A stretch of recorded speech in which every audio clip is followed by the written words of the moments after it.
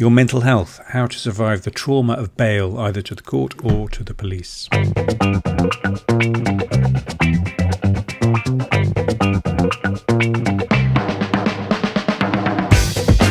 So how do you survive a court case? A year on bail, or 2 or 3 or more?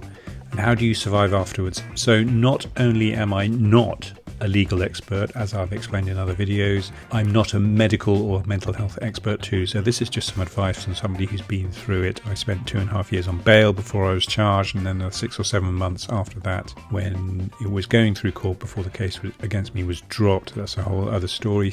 See my other videos. But these are my thoughts on what you need to do. So I'm going to break it down into 2 sections, a during and after. There is a before you were arrested or before the court case cropped up, but your life before in this instance doesn't really apply here. It's in many ways unrecognizable. Before is another world that you'll forget in some ways that ever existed. So I'm talking about your mental health during the case, after you've been arrested and when you're on bail and so on and so forth, when you've been charged and even a trial and perhaps an incarceration if it's an unhappy result, and then mental health after it's all over, after the charge, because it doesn't really stop on the day everything finishes, whether it's the case against you is dropped or the charge is dropped or you walk out of the cell. It does continue. So I'm splitting it into 2, the during and the after. But firstly, what will happen and what will you feel? So these are the things you must expect to feel. And it's perfectly normal. This will happen to you and there's nothing you can do about it. It's just the way it goes. So the diagnosis is you will take it personally. There's no doubt if you've been charged and accused of something, it's going to hurt. You will feel a personal slight. It will be hard work managing it. And you just have to accept you're going to feel rubbish in that way. And it will consume your thinking morning, noon and night. You'll never really shake it. So accept that. Don't try and resist it. It's going to happen and you have to manage it. You will be defensive in many situations. And if it comes up in conversation, you will be defensive.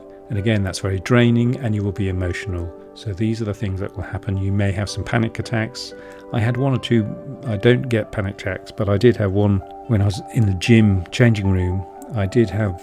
My body started to shake and it was all a bit odd, but things will happen. Your body will sort of lose control in some ways because of the stress that's under. You just need to expect that and manage it. You may feel that you want to end it all, and that's quite normal, and I might talk about that in another video. And of course you will feel threatened and vulnerable because you may be losing your job, some friends, not all, I'm sure. You might lose your house or where you can live and damage relationships. Again, you have to manage it. So this will happen and it could go on for months or even years. So what do you do? Now, just as you must become highly organized about your legal defense, preparing your barrister, your solicitor and your trial lawyer and everybody, you need to make a very conscious effort to organize your mental health defense. It can't all be about managing your paperwork. You've got to really plan and schedule your mental health because it's going to go on for a while and you have to manage it. But how do you do that and what do you do? So firstly, the most important thing that was, for me anyway, was developing perspective.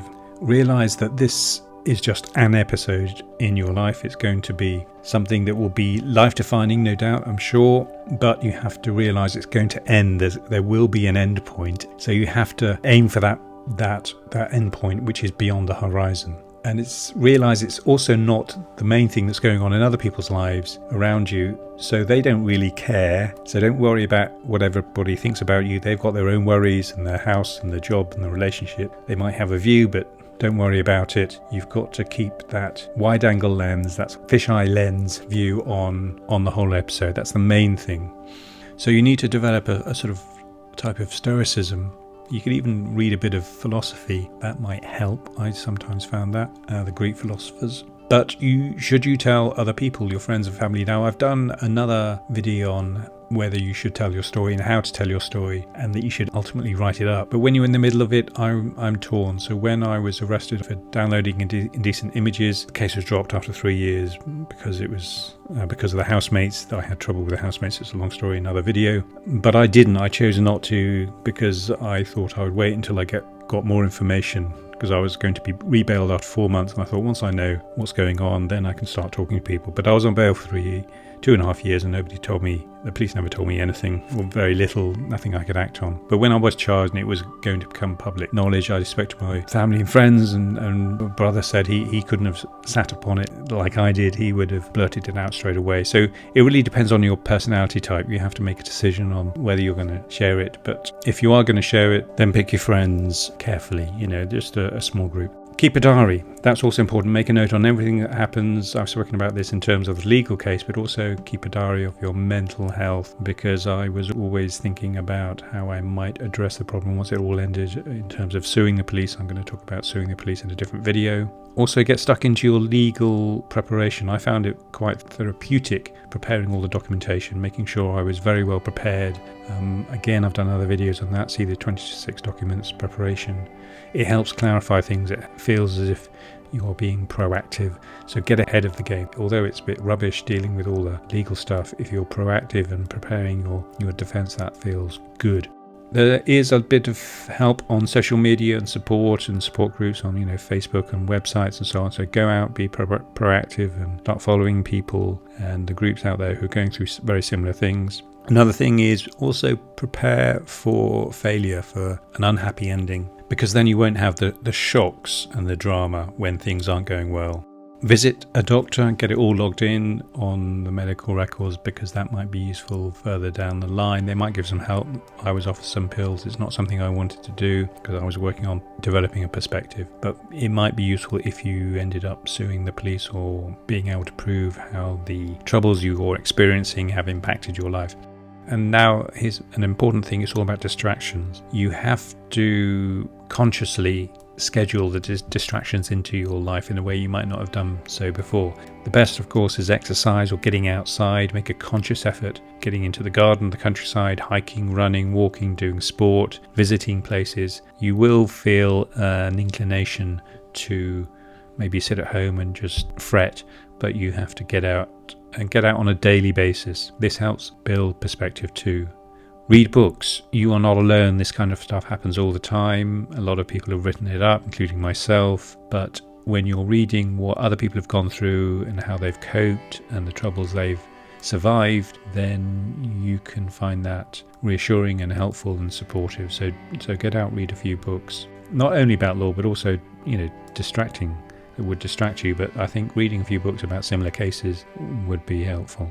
Box sets I picked up The West Wing, 6 Feet Under, Breaking Bad, those kinds of things. Something that you can put on 45 minutes every day or every other day and work through them, and it gives you a little bit of a lift. That's important. And also schedule in films and comedies, light stuff. Program in the humour. Actually sort of book it in, make it part of your schedule.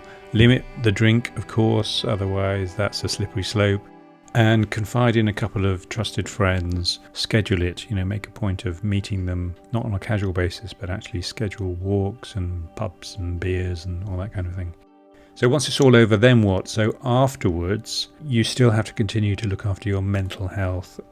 It won't end on the day that you walk out of the prison or out of the cell, or all the cases dropped or the charges dropped. You need a while to recover, to let the toxins bleed out. And that was very important. So when it was all dropped at the end of January for me, and everything was wound up in court, I wrote off purposely the next 12 months in terms of my mental health. I wasn't going to recover. I had to just live day by day and just relax and just do things I wanted to do. I didn't push myself. I just let the toxins bleed out. And even after several years, when the case comes up, if I'm talking about it with someone, I do end up struggling. But write off 12 months at least, and then you will know how long it will take to recover. You'll have a better idea, but don't try and fast track it. Just let it take its time. Also, you can maybe try and gather your documents, legal documents together, and sue. Check out the other videos about that, and invest in karma. Believe that things will come around, because I think in my case, I alerted the police and some authorities about the problems I've been having with the housemates, and that's still ongoing.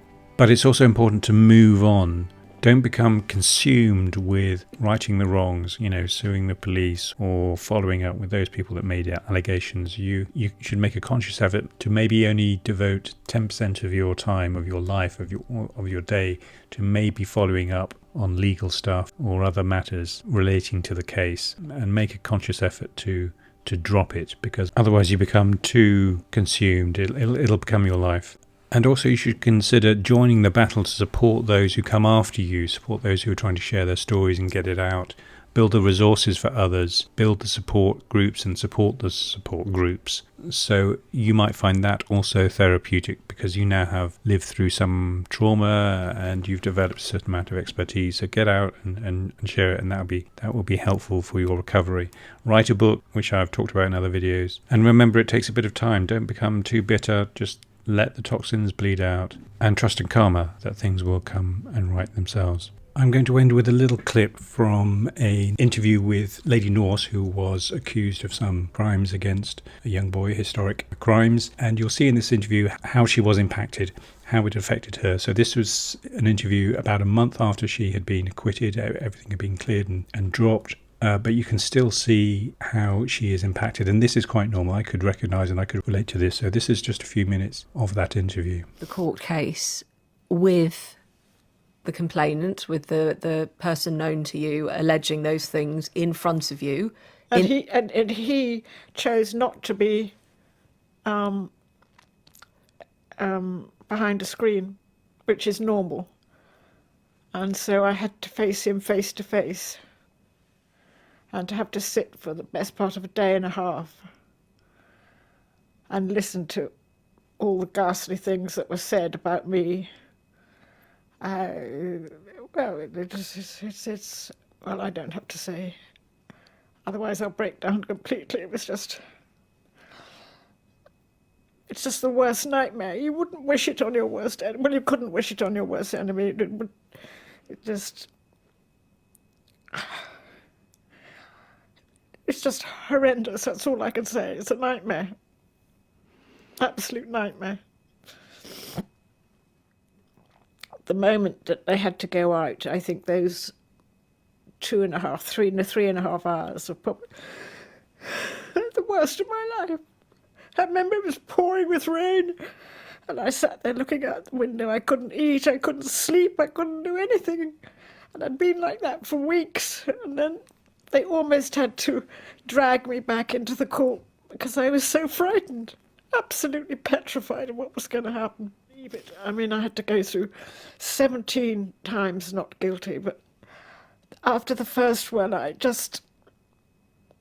almost collapsed. In fact, I did collapse latterly. It took me days to believe it. And sometimes even now, I can't quite believe it, because I know that may sound strange, but when you've lived with something for so long, and you've the fear of and the trauma of what might happen, it doesn't go overnight. It just doesn't go overnight.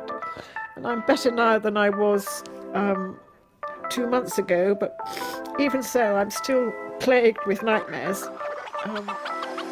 Okay, so that was just a quick video. I hope you found that useful. Bear in mind, these things happen to a very great many people, but plug in those just distractions and get that perspective. That is the most important thing. Okay, thank you. Bye. Thank you for tuning in. Please do like and subscribe and check out the other videos. If you want to support me, that would be a great help and much appreciated. You can buy me a coffee, follow the link in the description, or you can even check out the books, Mad as Hell Parts 1 and 2. Part 1 is the 899 days on bail before I was charged, and then Part 2 is the 7 months of the trial preparation before the case against me was dropped. The ebook and paperback is available on Amazon. Search for Mad as Hell by David M. Anderson, and you could probably go into a bookshop and they could order it from their systems as well. And of course, if you or a loved one are experiencing legal troubles yourself, I hope you found this channel and video useful, and the very best of luck. Thanks.